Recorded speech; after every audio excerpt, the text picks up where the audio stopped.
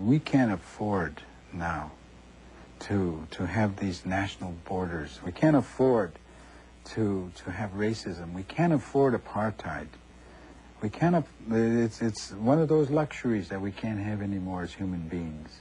We've got to think now in real terms for that seventh generation, and we've got to move in concert. We've got to sing the same songs. We've got to have the same ceremony. We've got to get back to the spiritual law if we are to survive. In this hour, a visit with Oren Lyons, the Faith Keeper. I'm Bill Morton.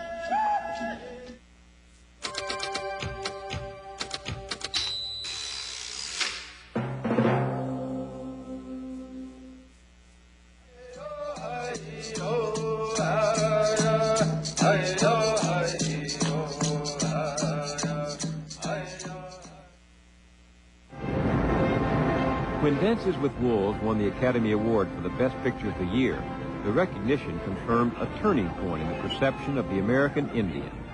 The film was free of those cliches of the Old West created in the earliest days of Hollywood. These Native Americans spoke in their own language. Here. Buffalo. Oh, buffalo. Tatanka. They expressed human emotions and humor, and they appeared as neither victims nor savages, but as real people living in real time in touch with the land. The movie has been widely praised by Indians as an immense breakthrough in the perception of Native peoples. For Native Americans like Oren Lyons, that breakthrough was a long time coming. Chief Lyons is the faith keeper of the Turtle Clan of the Onondaga Nation and has devoted his life to preserving the experiences and wisdom of his people and interpreting them to the dominant American culture. He serves now as Director of Native American Studies at the State University of New York at Buffalo. But he also plays an active and peripatetic role in representing the Iroquois and other Native peoples on issues ranging from the environment to land claims and the restoration of sacred symbols. One of his mandates as faith keeper of his tribe is to keep alive the legends and stories of his people's traditions. You're an artist, and this is your drawing, isn't it? Yeah, it's a painting. It's a depiction of the Great Tree of Peace and the two individuals who had the most to do with it. The great peacemaker who is on the left as we look at it, and Hyan Wentag, who was his supporter. The Tree of Peace, of course, is the great spiritual law, and it sits on the back of the turtle, which is our metaphor for this island we call North America the Great Turtle Island. Interspersed and intertwined among the leaves of the tree and around the tree, gathered around it, are the great clans, the Deer Clan. And the deer is recognized as the leader of animals. The hawk who sits in the tree, the bear, who is another powerful, mysterious entity, and the wolf, who is our spiritual brother in this life. He's recognized by Native people around the world as a very powerful entity. And over on the left, on the neck of the turtle, is a snipe, which is a clan, which are a huge family. Every part of that painting is a symbol. Yes, and when the peacemaker had planted the Tree of Peace, he placed the eagle on the top. And the eagle would belong to everyone. And the eagle would sit there in vigilance and watch and would scream when things were coming towards the tree. And he said that there will come a time when this tree will be attacked. And we can look at that at this time, or we could have looked at it in 1776, or we could have looked at it in 1620. You know, when it's come under attack. And today, it's still here. The tree is still standing, and we the chiefs of the Longhouse are dedicated to its continuance and to its future. When you say the tree is still here, you mean spiritually? Spiritually, yes. It was a spiritual tree to begin with. You know, because people, again, people are so literal. It's hard at times to have a discussion with people who think in linear terms, because they say, we come to see the tree. And they say, it's a great tree. It reaches to the heavens. You can't see it. You can't see it, we can see it. But it's there, and it's very real. And again, as we were told, sometimes the most real things you can't see. Oren Lyons was an All-American lacrosse player at Syracuse University, and in 1983 helped found a team called the Iroquois Nationals. In 1990, they traveled to Australia for the Lacrosse World Championship Games, the first time in over 100 years that the Iroquois carried their own flag and performed their own anthem in international competition. He says lacrosse is as native to the Indians as they are to the landscape. Nice job. We watched the children playing lacrosse yesterday. Yeah. Does it teach them something, or is it just for the heck of it? No, I think lacrosse in Iroquois is synonymous with life, I think. Or it's synonymous with continuation of community. Everybody's involved. Children's involved. Parents are involved. Our greatest fans, the greatest lacrosse fans are the women. Women love the game. And it's more than a game, has been. What do you mean more than a game? You were a star goalie back in the 50s. Wasn't it just a game to you then? No, you could have called me a ringer because I'd been playing lacrosse for so long by the time that I got to the university that I had, a great deal of experience. Because our people do it, from this little fellas on up.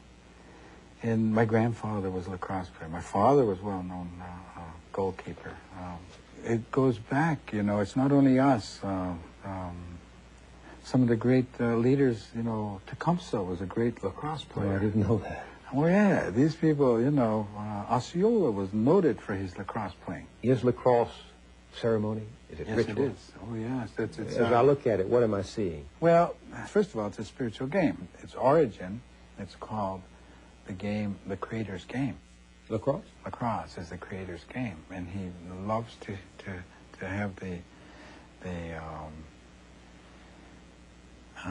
the contest and the vitality of the contest. And so the harder you play, you're supposed to play it as hard as you can, and but don't cheat, and you do things fair. Everything is always fair.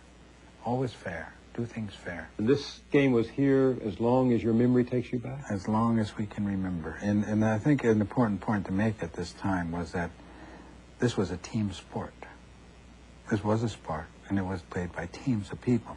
That's a comment on a society where our technology, we have great technology. It's too bad I don't have a snow snake here to show you. A what? A snow snake. It's a game that we invented that long, slender wood, which is carved to real fine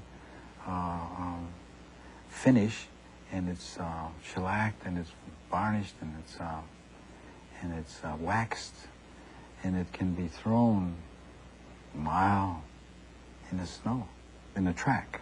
Now, that's technology. That's real technology, but we put it into a game. We didn't develop the F-16. We didn't go in that direction. We were people who sat under a tree for a long time, talked about things, talked about society, talked about the importance of community, talked about law, talked about rules.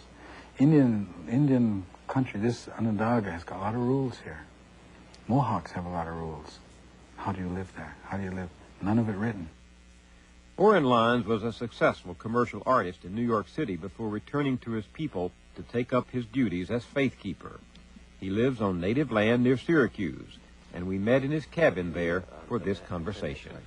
Why did you come back here to live on the reservation? You gave up a successful career as a commercial artist in New York City. Well, several reasons. First of all, I believe I learned all I needed to learn about New York City. Probably stayed 2-3 years too long. The other, of course, was to come back and get back into harness, so to speak, here more directly with the people. And 1967, I was condoled as one of the faith keepers. Condoled? Yes, that's a process of raising leadership in the Haudenosaunee. It's, people ask the question all the time, how did you become a chief? And it goes back to the roots of democracy. Were you chosen by a vote of the people? No, it doesn't work that way.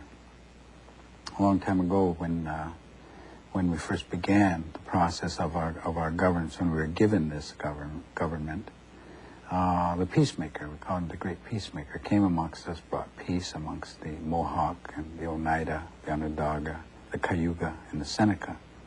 And he laid down the rules at that time. We don't know how long ago. Maybe 1,000 years ago, maybe 2. Maybe more. It may be more. It doesn't matter. This is the legend. Yeah. That's come down. This is the story. The peacemaker was a visitor? He was a spiritual being. He was a messenger, we would say, the best we could say. He brought a message, the great peace. And it was a long process of how he changed the minds of all of these men who at that time were leaders by strength and by force.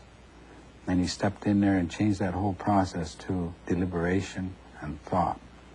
And he convinced these warriors at that time, who were the leaders, to join with him, and he changed their minds. And he moved from the Mohawk first to the Oneida, and then he moved to the Onondaga. He couldn't deal with the leader at Onondaga, the Tadadaho. So he went on to the Cayuga and the Seneca, and they all came back. And when they came back, they had the support of their minds. They had agreed. These men had changed. And so because they had listened to they had listened to the peacemaker and his message. Now, but he had to bring the Onondagas in. And he did, you know. Who were a stubborn people? Very stubborn. Well, in particular, the man, the leader of the time, the Tadadaho, was fierce. He was a man with snakes in his hair. He was a man who was twisted and deformed and fierce and a cannibal. He was so powerful that people feared him, and he just stayed in the woods, hard to reach. And so they were given help, spiritual help, in the terms of a song from a bird. And this song was what they learned and what they came to him with. And as they approached all these leaders, all these people singing this song, with this peacemaker and Hayanwanta in front, who some people now call Hiawatha. Hayanwanta and the peacemaker worked together on this great work. And they approached him. And as they approached him with this, and they convinced him, and they said that if he agreed to join this great law, this great peace, that Onondaga would be the center of fire, would be the fire keepers. The Onondaga would be the fire keepers of the Haudenosaunee. And the Haudenosaunee would be the name of the Confederation, who the French call Iroquois and who the English call Six Nations. And so the Haudenosaunee came about, and he agreed. And he became the spiritual leader. And they said all of those 50 original men from those nations, their names became offices. And when one passed on, then a ceremony was performed, a condolence of replacement. So then this was the peaceful replacement of authority. It was a very simple process. What he had established in our laws was that each of those leaders was a leader of a family. And his family was a clan. And clans were given designations of a wolf, of a turtle, of a deer, of a bear, of a snipe, of an eel, of a beaver, of a heron, all of these designations. And so then there would be in each of these clans 5 leaders. There would be a clan mother whose purpose was to choose the chief. Why the mother? Why did that go to the woman? Well, because in his first encounter, as he landed on the eastern shores of what is now called Lake Ontario, he stopped overnight at a lodge of a woman. And this woman took him in and said that this was a place where people could stop and could refresh themselves and could eat. And it was a neutral place. And even though it was a warpath that it was on, everybody that came there recognized that this was a neutral place for peace, and so they leave spend the night, their weapons outside. And they pass that particular time together. So when he told her of his mission and what he was about, she said, "That's wonderful. I agree with that." And so her name was Jigonsasa, Seneca, or of the Cat Nation, the Erie. And so he went on about his business, and then he discovered this other man by the name of Hyen Wenta, who was an Onondaga by birth and who was adopted by the Mohawk in the process. So he established the process of adoption during all of this. At any rate, the two worked together. And so it was they who were in the lead of the group of men that were approaching Tadadaho with the song. And as they approached him, he transformed and agreed to this great peace. And you mean the people approaching, singing the sound of the bird? Of the bird. And this creature with wild hair and a twisted body, as you say, he responded. He responded. He agreed. He changed. He changed. And there was a law. There was a lesson there for everyone. And that lesson was, no matter how bad a person is, he can change to be the very best. He can be born again. It was, I hesitate to use that word because it has such a different connotation today. Yeah. But really, well, spiritual conversion. Yes. That's the metaphor, isn't it? It was a spiritual conversion. And the woman, that custom still prevails, that the woman who greeted the peacemaker chooses the next chief? At that time, as we moved along, in his process of when he sat down, he said, this society will follow, because the woman was the first to recognize, they said, the society will follow the woman's side, become a matriarchal society, matrilineal society. Also, what that did very clearly was it established the nationhood. Any child was born with an identity. He had a nation, he had the clan, and whatever his gender or her. And so we had, if it was a boy, we had a lacrosse player, and if it was a girl, we had someone who inherited the power of choice. So who chose you? Well, my clan mother at that time. What clan? Turtle. I was chosen, although I am a wolf. And I was borrowed into the Turtle clan at that time. A wonderful woman who raised many generations of children. She carried, at some point here at Onondaga Nation, 4 clanships in her hand because of the inability to find a clan mother for those clans. She carried all that extra work. And so she was about getting these things parceled out and getting them done, and she asked me whether I would consider that. And I consider becoming one of the representatives of the Turtle clan in council. And I said, well, your first reaction is you don't want to do that because the chiefs are always busy, they're always working, they're never home, they're always in meetings, and it seemed to be quite a load. But she said, well, don't answer. She said, don't answer. Now, think about it. And the only words she ever said to me was, think of what you can do for your people. So finally I said, well, I'll try. She said, that's good. That's all I want to hear. Was it a hard choice to bring your kids back from New York to live here? No, it was, I think, probably the best thing I could have done for them. Where do they belong? Here or out in that other world? Everybody belongs here. All Onondagas belong here, whether they live there or not. It's the same if you had a U.S. citizenship and you were living in Paris. You always go back to America, right? It's the same. So if you're an Onondaga and you're living in Boston, which they are, and if you're living in New York, which they are, your home is here. The conflict, it seems to me, is that you just outlined a wonderful story of a consciousness from another time and another mentality, and they're facing all the time, your children, the technology of the modern world, which seduces them away from the intuitive thinking. Oh yeah, no doubt. There's an attrition. Sure, every generation has faced an attrition. But on the other hand, there's also a distillation. And a distillation of these ideas, of these thoughts here. And the society itself, the importance of the leadership and the chiefs and the clan mothers and the message that they have is extraordinarily important in these times. And the teachings that are there. I mentioned the second message, which was the Great Peace. Now we had a third message. Third message came around 1799.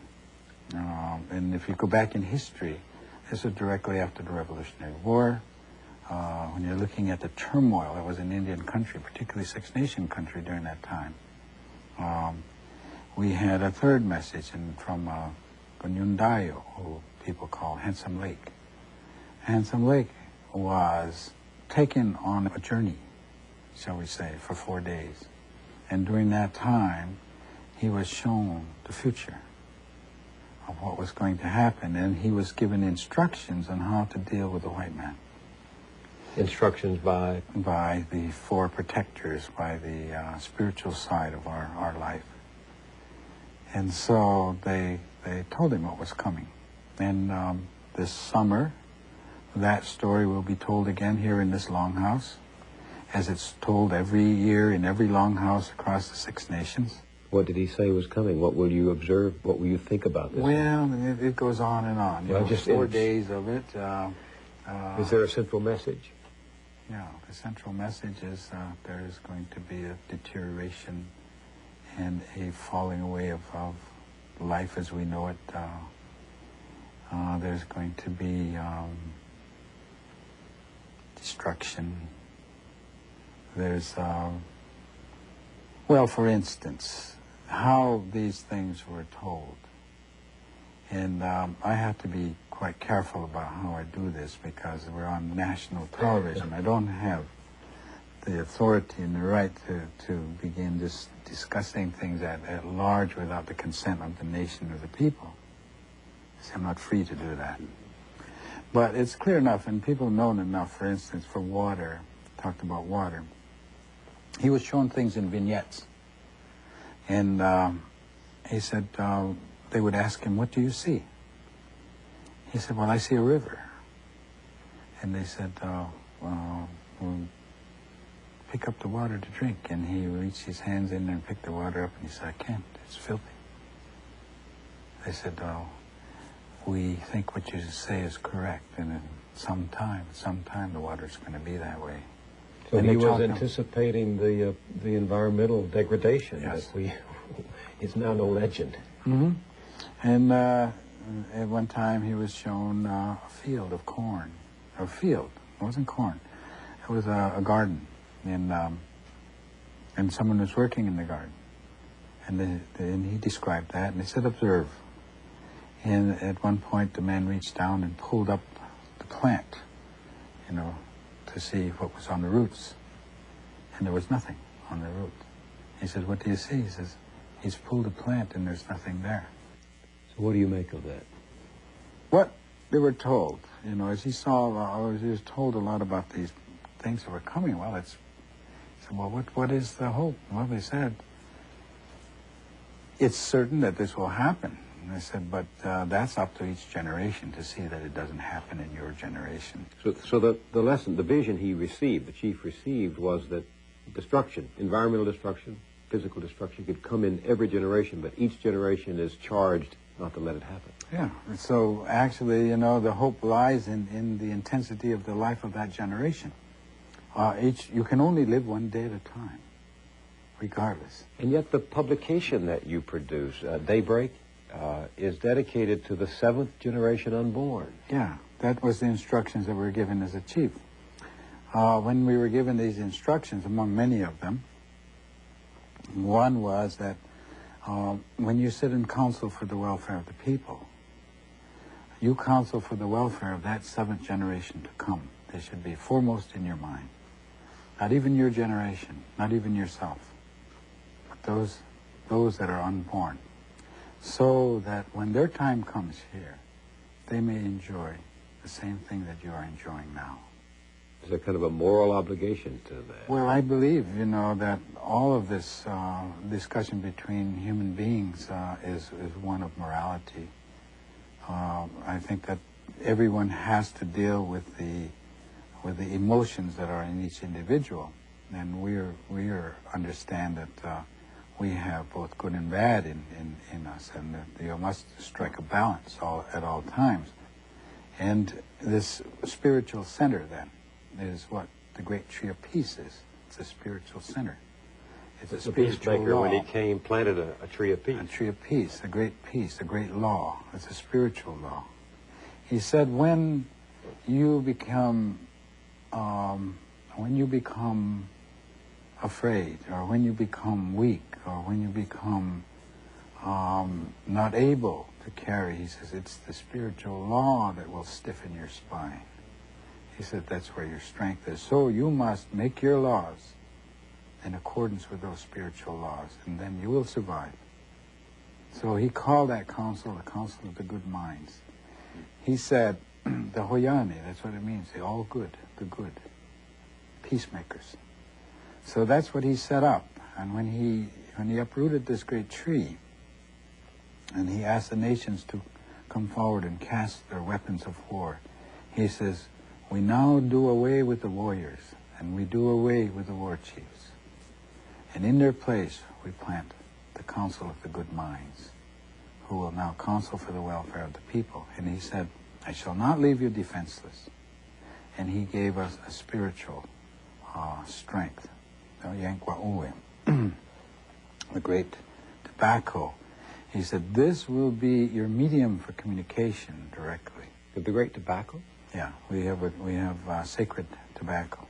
He said, this is your spiritual strength. The peace pipe, then, is a metaphor as well as a physical object, a material object. Actually. And that's why, you know, this peace is so foremost in our minds. And so he said, now we will, the three principles will be peace, equity, and justice, and the power of the good minds. So everyone must think that way. And when your people think that way, and everyone has the same position and the same mind, of being of one mind, which is the greatest power there is.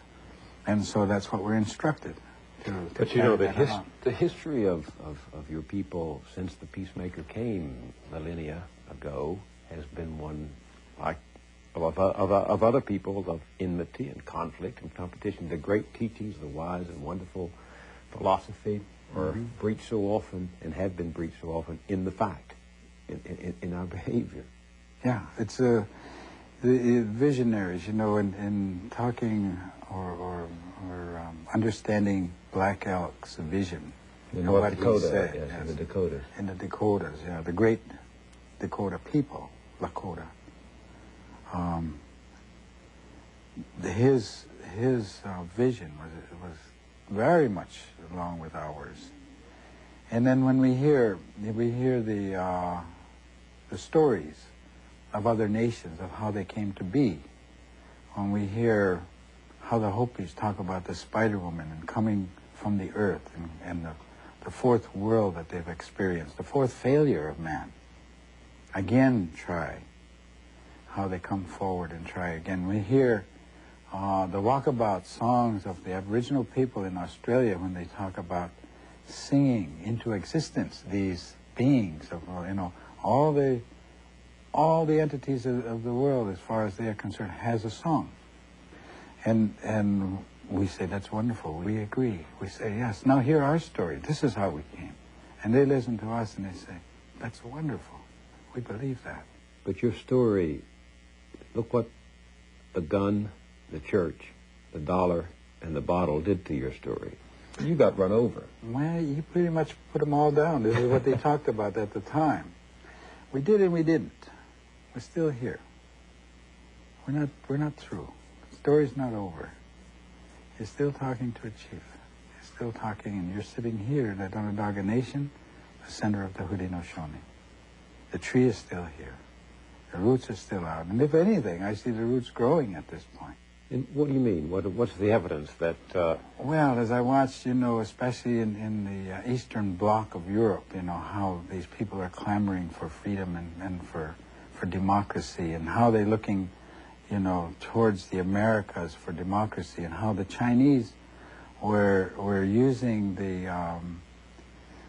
the symbol of the Statue of Liberty as democracy, and they were saying, this is great, this is coming from America, but America got it from the Indians. America got the ideas of democracy and freedom and peace here. Do you subscribe to the opinion that some of what we call founding fathers were affected directly by what Indians were doing and thinking in the shaping of government? They were impacted very directly. You know, when the Wampanoags met the Pilgrims, there was a great leader by the name of Massasoit, and Massasoit saw to it that there was peace between the two.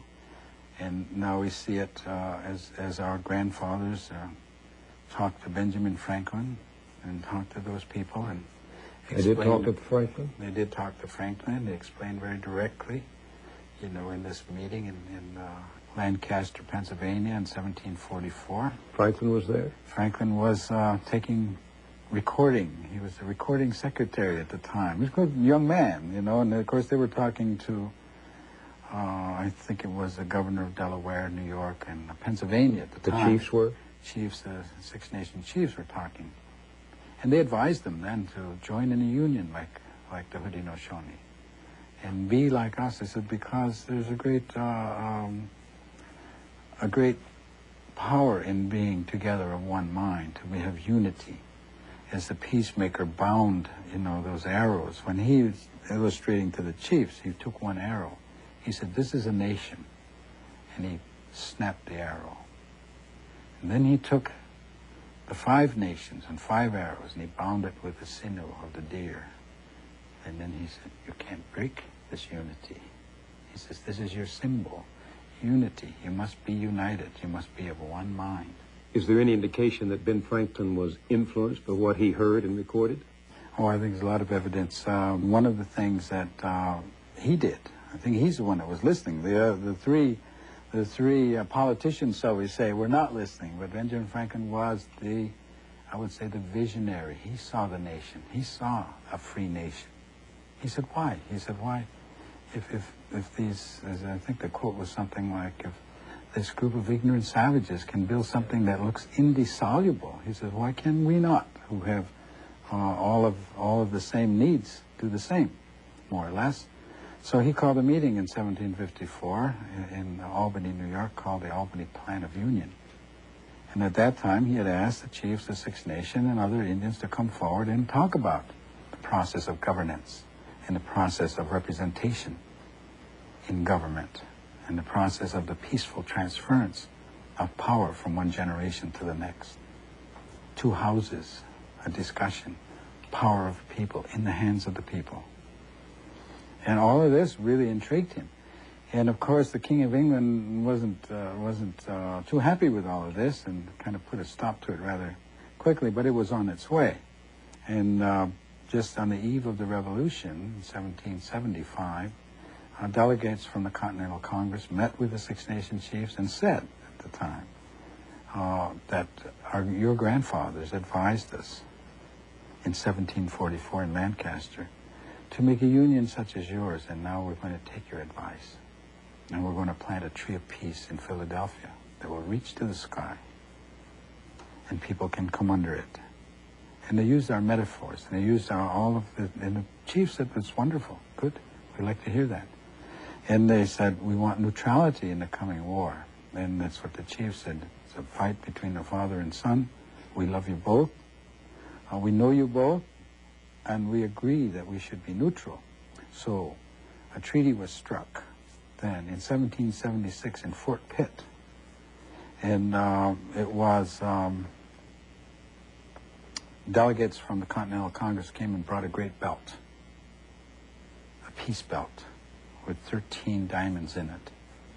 And not the diamonds that you wear on your finger, but a design of 13 diamonds representing the 13 colonies.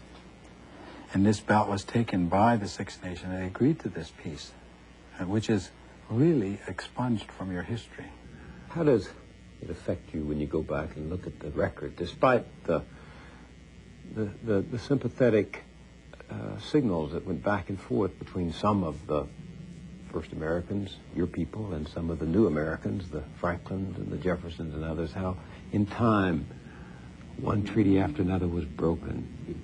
Slavery was practiced by these very men who wrote We the People.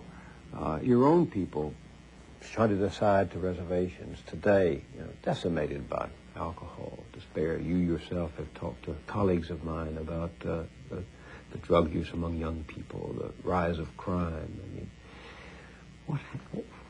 Well, it's interesting because I think in stepping back from the world and looking at it from a distance and looking at it from the time, you would say that in North America at that time, they took an ember, they took a light from our fire, and they carried that over, and they lighted their own fire. They made their own nation.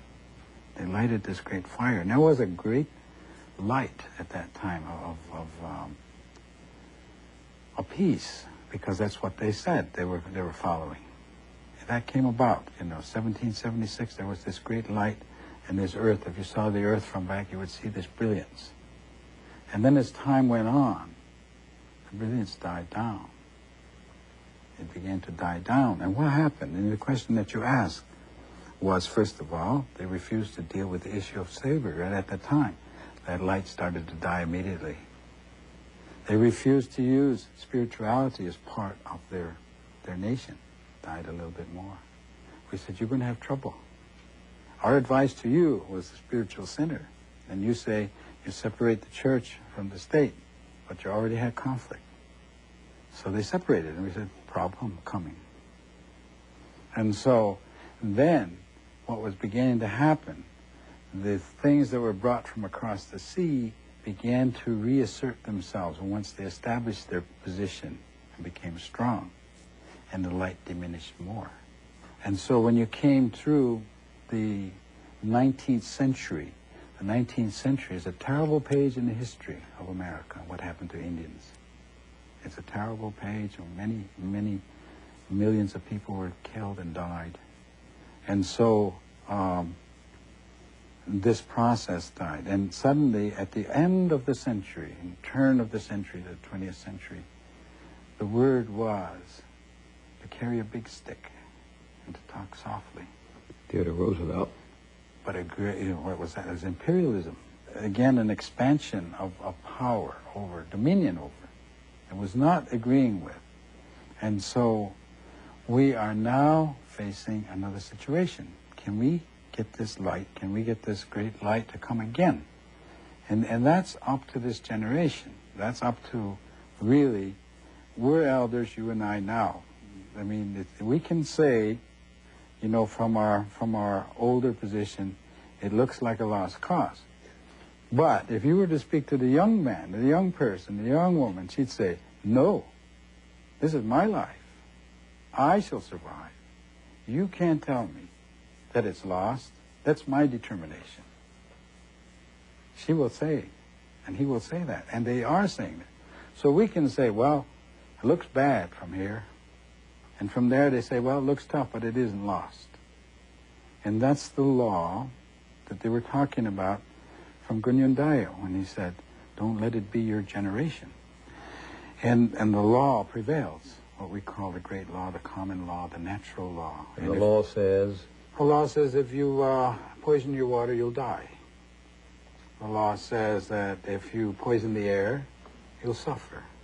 The law says if you degrade where you live, you'll suffer. The law says all of this. And if you don't learn that, then you can only suffer. There's no discussion with this law. There's no mercy in nature. You can't get down on your knees and ask forgiveness, can you? Nature takes back what you've done to it.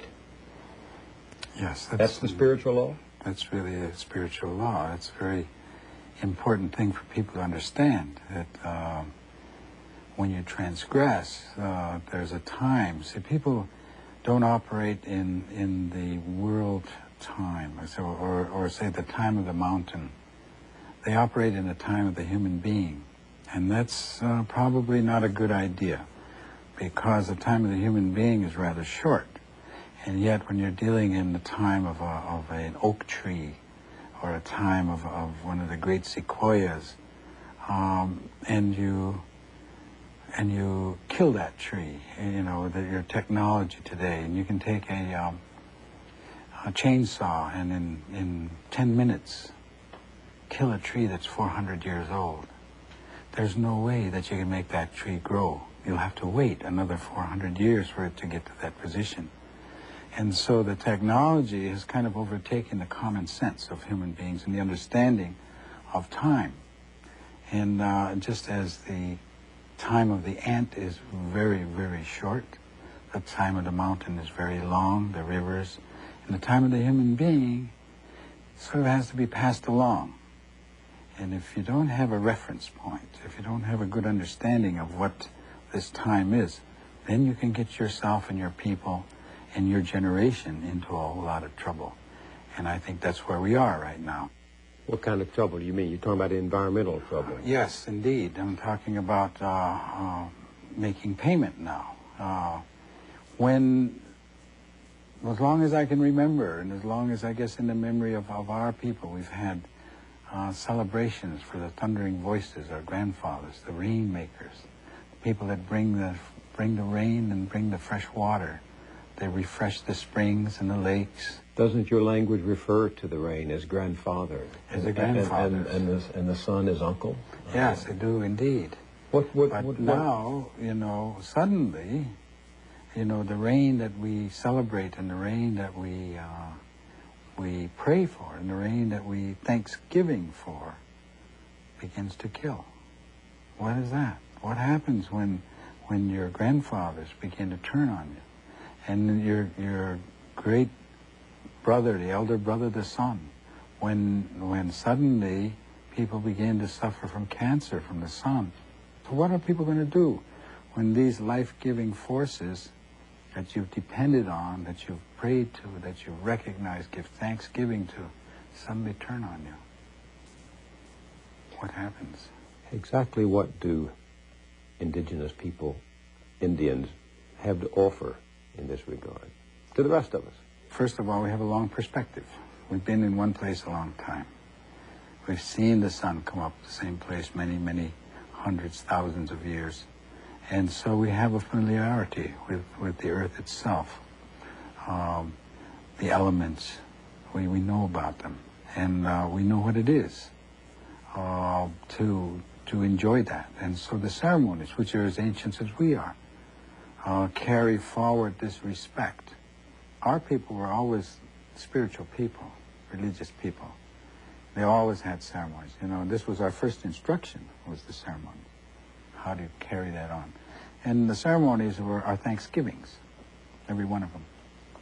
So we have these extraordinary rounds of Thanksgiving every year. So all the same songs again at certain times, all the same dances at certain times. Very familiar. Again, if you go down and watch the Pueblos, as they do their deer dance, as they do their bean dance, and watch the Hopis as they do their snake dance. These are old, ancient ceremonies. Everybody knows them, and everybody participates in them, and you continue because they are what you were instructed to do, which is to give thanks. For what? For what is given to you here. Pilgrims got a hold of it, and they called it Thanksgiving. But there's only one, that's only the harvest part of it. They don't go all the way around the whole clock, Children are not sat down and taught about what's good and what's wrong. What they see is they see their grandfathers, or they see their fathers, or their mothers, their grandmothers going to ceremonies. And they say, so that must be the right thing to do. The old people do it. Everybody does it. That's good. So they do it. And so they learn in the process. The Thanksgiving, what is it for? Well, this one is for the maple, the chief of the trees. We're giving a Thanksgiving for the maple. Good. Must respect the tree. Must respect all the trees. So respect is learned through ceremony. There's a process. It's an old one. And so Thanksgiving comes as a natural way. It's a being. It's part of life. It's not something that you do occasionally. It's something you do all the time. And that's how the process has been passed down. And so we have these well springs of knowledge about places that only Aboriginal people would know because they've lived there. They have intimate knowledge of what's there. And when people are destroyed, and languages are destroyed, you destroy that knowledge along with it. And so what you're saying, what do they have to offer indigenous people, I think may have the long-term thinking required for proper context.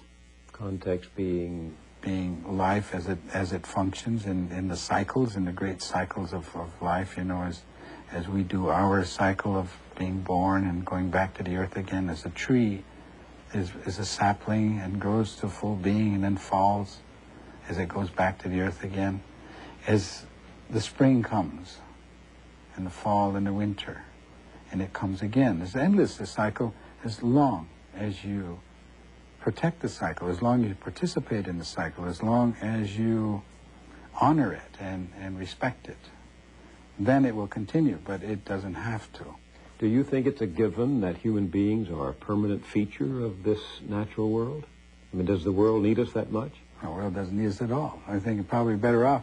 Where the world is concerned, you know, what we call the wilderness, which is, again, an English term. Indians didn't even have a word for wild. They didn't know what that meant. So out there in this pristine, shall we say, lands where everybody wants to go and see and be for a little while, that's the beauty of a place. And sometimes there's people there who are so unintrusive that you don't even see them. They've acclimated to the place. They live there with it, as part of it. And that's the people who have a knowledge. More and more people are turning to natives, to Indians, and saying, share your knowledge with us. But don't you think, honestly now, practically, it is too late? For how many years have we had the dominant note, the clarion trumpet of conquer the earth? You have dominion over the earth. I mean, we're building cities to create habitats far removed from this. Our mentality is a part of that civilization now. What you're talking about is wonderful and wise. The stories are profound and instructive, and yet irrelevant. Well, maybe. To this modern world. It may be irrelevant at the moment. We don't preach here in this our country. You know, we don't proselytize. We try to, in matter of fact, we try to protect what we have from intrusion. And yet, at a meeting that was held in Hopi back in 1969, when we sat there with many Indian leaders from around the country, spiritual leaders, and they talked about these young people who were sitting on our doorsteps every day when we got up, and they had come from all over the country, and they were coming to be an Indian, or they were coming to learn something about us. And we said, this is a very strange phenomenon, you know, that our white brothers' children are now coming to our doorstep and wanting to be part of us. We don't know what do we do with this, you know. And so one of the Hopi elders said, well, we have a prophecy about that. They said that there was going to come a time when they're going to come and ask for direction. Maybe this is what's happening. So it came under discussion, and it was agreed upon at that time that perhaps this may be true. And if it is, then we should be more responsive then to the questions, and we should maybe try to help, to see what we can do, to pass on whatever we can, however we can. And so it was agreed upon at that time that we would work more directly then, and we have been much more directly since that time. How much can be imparted is hard to say, but the isms of this world, communism, capitalism, all of these isms are really quite bereft of a spiritual side to it. And what we were told when we made our laws, when the great law was put down, was to have the spiritual center of it, you know, the center of the law, to be spiritual, the great law. And so when we see people who don't deal with this entirely, then we say, well, it's only going to be a matter of time when it's going to come to a problem. The reality of human beings keeps intruding on the stories and the philosophy, the instructions. Well, it's an ongoing discussion. With it, each generation has to learn. What Indians are about, I think, first of all, is community. They're about mutual support. They're about sharing. They're about understanding what's common land, common air, common water, common and for all.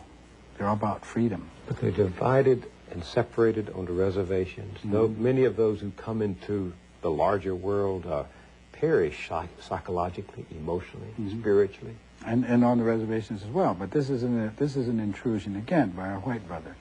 He has made these reservations. He has controlled that. You know, we've gone from a great power to a small power. Now, Chief Seattle said, as the waves come, one behind the other, he said, so nations come. And as the waves disappear, so nations disappear. So perhaps, he said, this is what will happen to us. Don't your people call yourselves the real people? Yeah, the real people. The real people in the sense of not exclusion. That's not meant, as I understand it, in an exclusionary sense. It means that we are here. Yes. Material people. Yes. We are part of this physical world. We are now. We are now. Now is us. We're the seventh generation. I'm sitting here as the seventh generation because 7 generations ago, those people were looking out for me. 7 generations from now, someone will be here, I know. And so each generation makes sure that 7 generations is coming all the time. And that's accountability, right? And that's accountability. We're accountable. We, to you, people and unborn. I, we're accountable. Yes, we are. And they are going to call us. They're the ones that are going to say, why did you do this? Or why did you not do this? I wish I could believe that about the human being, because when I see what, this generation has been handed, our present generation has been handed quite a legacy: pollution, poisoned rivers, forests disappearing, these 500-year-old trees you talk about being cut down for the bottom line now. I mean, I'm not sure that what you call the 7th generation and George Washington and Thomas Jefferson call posterity are getting a fair deal. Oh, life isn't fair, is it? Life has never been fair. It's a hard lesson, because when you're young and you're brought up, you're protected, and people make sure that things are even and divided equally among the children. And all of a sudden, when you're out, you find out, no, it doesn't work that way. How come I'm sick and he isn't? How come they died, or this is going to happen here? But that's life. And as we say, each person is born with a number of days in your hand. When you come to the end of that number, then that's your time. And see, people say, well, they died too soon. They didn't finish. No, they finished. They finished what they were going to do. That was it. And so it's not fatalistic as much as a reality. Your part in your time. Time that you're a great tree, Remember the words of Red Jacket when he said, I'm an old man. He says, my limbs are old and there's no leaves on them and I'm ready to fall. He says, but my heart fails me when I think of the children and what faces them. He's talking about me. Well, I'm here. I feel pretty good. And the other thing, I guess, is very important is that we shouldn't take ourselves so seriously. Even a chief. Well, especially a chief, I guess, I think you're just a human being, really, and you happen to take on a responsibility that anybody else could have taken on if they wanted to do it and took the commitment to do it. And you begin to see the serious side of things quite a bit, but nevertheless, in all of this, there's life to be lived. I said an instruction, and the instruction was to give thanks. There was a second instruction that I didn't mention. That was to enjoy life. What sustains you? Well, my belief in the people, my belief in the ceremonies, my belief in the earth, and really kind of optimistic coming all down to it. Václav Havel said recently that hope is not optimism. Hope is a state of the spirit, a state of the soul. Yeah, I deal in reality. I deal very much in reality. In order for us to have survived up to this point, we have to deal in reality. But you see, you have survived because have you survived? I mean, indigenous people have lived for centuries close to nature, in harmony with this world, and yet you've been overwhelmed by the material progress of the industrial society. Have you really survived, or is it just the stories that survive? No, I don't think so. I think the spirit is quite there, and I think the spirit is manifested outside as we look about here. It's out here. We are told about the Longhouses, about the ceremonies, power of the ceremonies, and the thanksgiving that we were instructed to do. They said as long as there's one to sing and one to dance, one to speak and one to listen, life will go on. So as long as the instructions are being carried out, even if it's down to the last four, life will go on. From the Onondaga Nation in upstate New York, this has been a conversation with Chief Oren Lyons. I'm Bill Moyers.